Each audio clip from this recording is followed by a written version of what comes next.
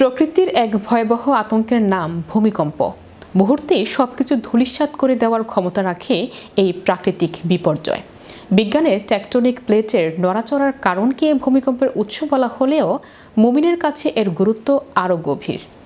এটি মূলত মহান আল্লাহর পক্ষ থেকে আসা এক বিশেষ সতর্কতা এবং কিয়ামতের পূর্বাভাস।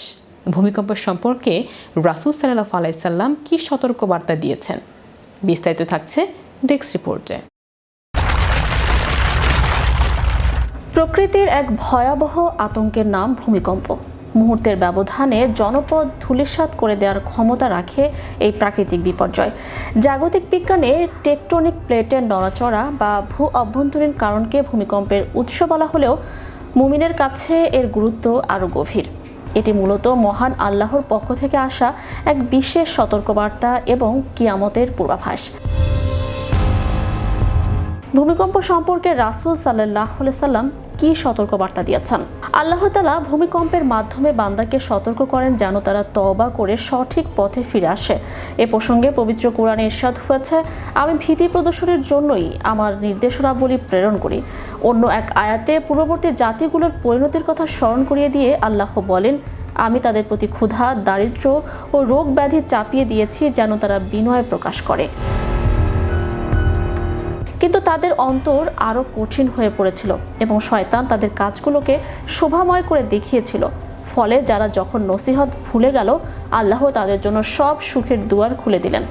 আর যখন তারা সেই সুখে মত্ত হলো, তখন হঠাৎ করেই তাদের পাকড়াও করা হলো। কিয়ামতের আলামত ও রাসূল সাল্লাল্লাহু আলাইহি সাল্লামের সতর্কবার্তা। রাসূলুল্লাহ সাল্লাল্লাহু আলাইহি সাল্লাম বারবার ভূমিকম্প হওয়াকে কিয়ামতের অন্যতম আলামত হিসেবে উল্লেখ করেছেন। হযরত আবু হুরায়রা রাদিয়াল্লাহু তাআলা থেকে বর্ণিত, রাসূল সাল্লাল্লাহু আলাইহি সাল্লাম বলেছেন, কিয়ামত ততক্ষণ পর্যন্ত হবে না যে পর্যন্ত না ইলম উঠিয়ে নেওয়া হবে।